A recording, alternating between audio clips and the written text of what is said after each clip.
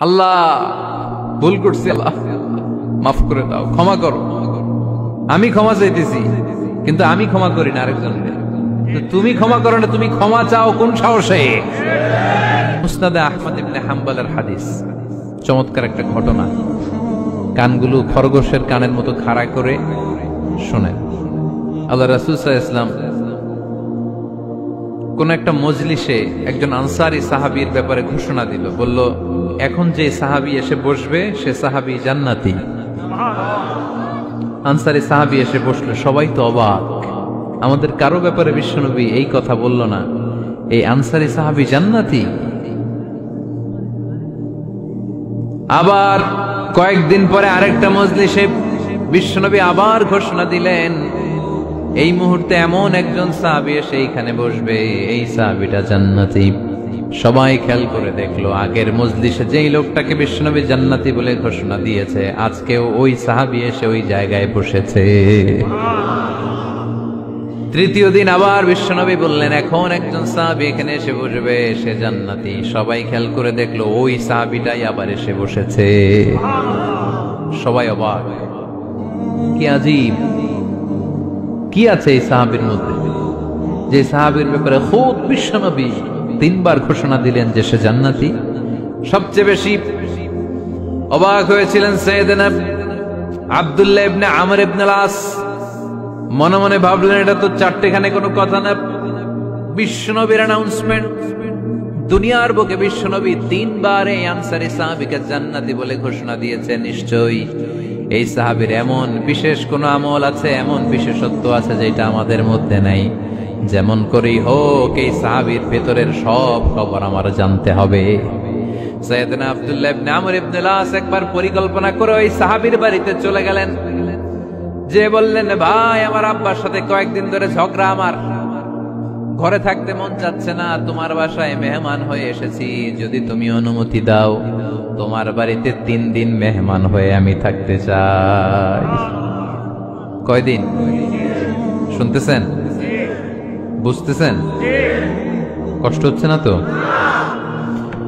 ওই আনসারী সাহাবী বলে, আহলান ওয়া সাহলান, খুশ আমদেদ, এ আমার সৌভাগ্য, আমার মেহমান হয়ে আপনি থাকবেন, আসেন আমার ঘরে থাকেন, এই ঘরে আমি থাকি, আর এই ঘরটা মেহমান হিসেবে আপনারে দিয়ে দিলাম, থাকেন। এবার আব্দুল্লাহ ইবনে আমর ইবনে আস খুব ভালোভাবে ফলো করতে লাগলেন, কখন এই আনসারী সাহাবী কি করে।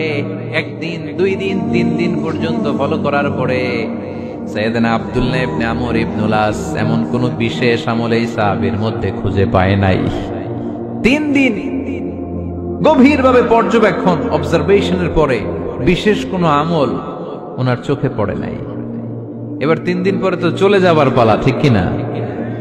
এবার তিনি সোজা সাপটা আনসারী সাহাবীর কাছে যে ভিতরের কথা খুলে বলে ফেললেন, বললেন, ও ভাই, আসলে আমার বাবার সাথে এমন বড় কোনো ঝগড়া আমার হয় নাই যে কারণে বাড়ি থেকে বের হয়ে তোমার মেহমান আমার হওয়া লাগবে, আমি বিশেষ এক উদ্দেশ্যে এসেছি। কি উদ্দেশ্য? আব্দুল্লাহ ইবনে আমর ইবনে আস এবার বলতে আরম্ভ করলেন, আমরা খেয়াল করেছি 3টা মজলিসে বিষ্ণু ঈসা ইসলাম তোমাকে জান্নাতি বলে ঘোষণা করেছে, তাই আমি জানার জন্য এসেছি তুমি এমন কি আমল করো যে কারণে বিশ্বনবী ঘোষণা দিলেন যে তুমি জান্নাতি। কি এমন বিশেষ আমল আছে তোমার, আমার একটু বলো, আমি ওই আমল করে জান্নাতি হতে চাই। আল্লাহু আকবার। এবার আনসারী সাহাবী মুখ খুললেন, উনি বললেন, ও ভাই আব্দুল্লাহ ইবনে আমর ইবনে আস, এমন কোন বিশেষ আমল আমার নাই, হালাল পন্থায় রুজি করি, ব্যবসা করি, নামাজের সময় নামাজ পড়ি, রাতে এসে ঘুমিয়ে যাই, ফজরের আগ দিয়ে উঠে তাহাজ্জুদ করি, সময় মতো জিকির আজকার করি, কোরআন তেলাওয়াত করি, কিছু দান সদকা করি, সবাই যা করে আমিও তাই করি, স্পেশাল কোনো আমল আমার জীবনে নাই। তবে আব্দুল্লাহ ইবনে আমর ইবনে আস, শুনে রাখো, একটা কাজ আমি প্রতি রাতে করি, হয়তো বা এই কারণেও বিশ্বনবী আমার ব্যাপারে এমন ঘোষণা দিতে পারে।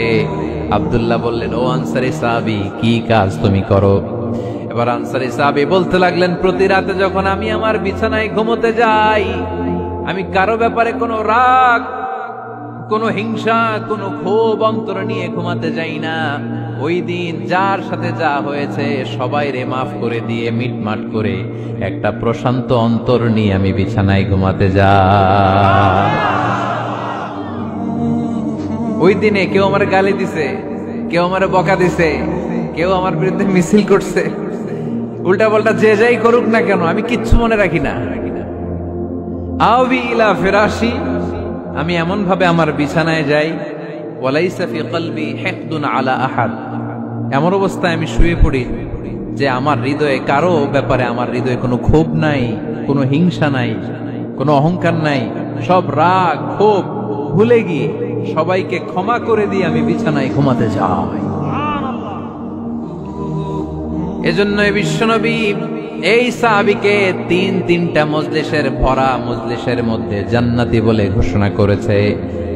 এই হাদিস থেকে শিক্ষা হলো, আমরাও যদি প্রতি রাতে বিছানায় ঘুমোতে যাওয়ার আগে সবাইরে মাফ করে দিয়ে মনের যত ক্ষোভ জ্বালা যন্ত্রণা আছে সব ভুলে যে বিছানায় ঘুমাতে পারি, এই সাহাবীর মতো আমাদেরকেও জান্নাতি হিসেবে কবুল করবে কে?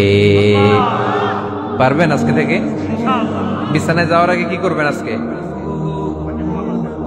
সবাইরে মাফ করে দেব। যে আমার উপর জুলুম করছে ওই বিচার আল্লাহ করবে। কে কি বললো ওটা দেখার দরকার নাই। কারো ব্যাপারে কোনো ক্ষোভ, কোনো তিক্ত অভিজ্ঞতা, জ্বালা যন্ত্রণা অন্তরে রাখবেন? রাখলে লাভ না লস? এটা আরো জ্বালা দিবে আমাদের, এটা আরো ভেতর থেকে কষ্ট দিবে। It will burn me inside, ভিতরে জ্বালিয়ে পুড়িয়ে শেষ করে দিবে। এগুলো বয়ে বেড়াতে চাই না আমি সব মাফ করে দিতে চাই। চিল্লায় বলো ঠিক কিনা? এজন্য আল্লাহ বললেন, আমার মুত্তাকিন বান্দাদের 3 নাম্বার বৈশিষ্ট্য, তারা অন্যের প্রতি রাগ ক্ষোভ অন্তরে পুষে রাখে না। অন্তরে রাগ ক্ষোভ জ্বালা পেলে পুষে রাখে না, বরং সবাইকে মুত্তাকি বান্দারা ক্ষমা করে দেয়। পারা যাবে? কি করবেন? ক্ষমা করব। কি করবেন? আল্লাহ আমাদেরকে ক্ষমা করুক, এটা আমরা চাই কি চাই না? আল্লাহ আমাদেরকে ক্ষমা করুক এটা আমরা চাই, কিন্তু আমরা আমাদেরকে ক্ষমা করতে পারি না। যদি আল্লাহর কাছে ক্ষমা পেতে চান তাহলে আগে নিজেরা নিজেদেরকে ক্ষমা করে দেন। আল্লাহ ভুল করছি, আল্লাহ মাফ করে দাও, ক্ষমা করো। আমি ক্ষমা চাইতেছি কিন্তু আমি ক্ষমা করি না আরেকজনকে। তুমি ক্ষমা করো না, তুমি ক্ষমা চাও কোন সাহসে? মা যাদাল্লাহু আবদান বিআফবিন ইল্লা ইজ্জান। আল্লাহর হাবিব ফরমান, কোন বান্দা যদি অন্য বান্দারে ক্ষমা করে দেয় আল্লাহ ওই বান্দার মর্যাদা বাড়িয়ে দেয়। ওয়া ইন তা'ফু ওয়া তাসফাহু ওয়া তাগফিরু ফাইন্নাল্লাহা গফুরুর রহিম। তুমি যদি অন্যরে মাফ করে দাও, তুমি যদি অন্যের ভুল ক্ষমা করে দাও, তোমার ভুলগুলো ক্ষমা করে দিবে কে? আল্লাহুম্মা ইন্নাকা আফুন কারীম। কদরের রাত্রে আমরা পড়ি, আল্লাহ তুমি ক্ষমাশীল, তুহিব্বুল আফওয়া, ক্ষমা করাকে তুমি ভালোবাসো। ফাআফু আন্নি, আল্লাহ তুমি আমারে ক্ষমা করে দাও। আল্লাহর ক্ষমার জন্য দিনরাত চোখের পানি ছেড়ে আমরা কাঁদি, কিন্তু অন্যরে ক্ষমা করতে চাই না। কথাটা বুঝতে পারছেন? আমরা আল্লাহর ক্ষমা চাই, কিন্তু আমরা আমাদেরকে ক্ষমা পেতে হলে আগে ক্ষমা পেতে হলে আগে ক্ষমা। মনে থাকবে তো? আমরা আসলে অতীতকে বয়ে বেড়াই, অতীতকে ভুলতে চাই না। কোন বছর কে আমারে মারছিল ওইটারে মনে রাখছি। কোন 20 বছর আগে আমারে অপমান করছিল মনে রাখছি। তোরেও আমি অপমান করুম, তুই আমারে মারছিলি তোরেও মারুম। 20 মনে রাখিস, দেখাই দিমু। তো এই দেখেন, খেয়াল করে দেখেন, 20 বছর আগে কোথায় আমার অপমান করছিল এটা আমি ভুলি নাই, মনে রাখিয়া দিছি। তার মানে 20 বছর ধরে এটা জ্বলতেছে এদিকে। ক্ষতি কি আমার না অন্য কারো? এগুলো ভিতরে জ্বলে, প্রতিহিংসার আগুন আপনারে জ্বালিয়ে দিবে। প্রতিশোধ নেয়ার আগুন দিনকে দিন আপনারে জ্বালায়। আপনি যদি একদিন ওরে অপমান করেন, মারেন, ও একদিন জ্বলবে, মরবে, কিন্তু প্রতিদিন আপনি জ্বলবেন। চিল্লা এখন ঠিক কিনা? রাসূল সাল্লাল্লাহু আলাইহি ওয়াসাল্লাম ক্ষমা করে দিতেন। মক্কা বিজয়ের দিন সব কাফির মুশরিক গুলো আল্লাহ রাসূল সাল্লাল্লাহু আলাইহি ওয়াসাল্লামের পায়ের সামনে থারথার করে কাঁপছিল। সবাই ভেবেছে আমরাও যেরকম পাষাণ, মুহাম্মদ মনে হয় তাই করবে, আমাদেরকে এবার কচুকাটা করবে। আল্লাহর রাসূল মক্কার কাফির মুশরিকদের এই দৃশ্য দেখে ঘোষণা দিয়ে দিলেন, ইযহাবু লা তাসরিবা আলাইকুমুল ইয়াউম, আজকে তোমাদের উপর আমার কোনো প্রতিশোধ নাই। ইযহাবু ফাআনতুমুত তালাকা, আমি তোমাদেরকে স্বাধীন করে দিলাম। ঐতিহাসিকরা বিশ্বনবীর এই বিশাল দিলদরিয়া দেখে অবাক হয়েছে। তারা বলতে বাধ্য হয়েছে, in the long history of the world there is no instance of magnanimity and forgiveness which was showed by Muhammad sallallahu, when all of his enemies laid under his feet and he forgave them one and all. পৃথিবীর ইতিহাসে ক্ষমার এরকম নজির কোনো মানুষ দেখাতে পারে নাই। যখন তার ঘোর শত্রুরা তার পায়ের সামনে বসে থারথার করে কাঁপছিল, তিনি চাইলেই পিষে মারতে পারতেন, কিন্তু তা না করে তিনি ক্ষমা করে দিয়েছেন। এজন্য কি করবেন? কি করবেন? ওয়ালা আফিনা আনিন নাস, মুত্তাকি বান্দার 3 নম্বর বৈশিষ্ট্য, মুত্তাকি বান্দারা ক্ষমা করে দেয়। তারা মনের মধ্যে হিংসা রাগ এগুলো পুষে রাখে না। সুবহানাল্লাহ পড়েন। যারা ক্ষমা করে এরা অনেক ভালো থাকে ভাই, জানেন? আপনি ক্ষমা করে দিলে আপনি শান্তিতে থাকবেন। আপনি যদি আপনার ব্যাড এক্সপেরিয়েন্স, তিক্ত অভিজ্ঞতা, কে আপনারে গালি দিছিল, কষ্ট দিছিল, সবসময় এগুলো বয়ে বেড়ান, it will burn yourself inside.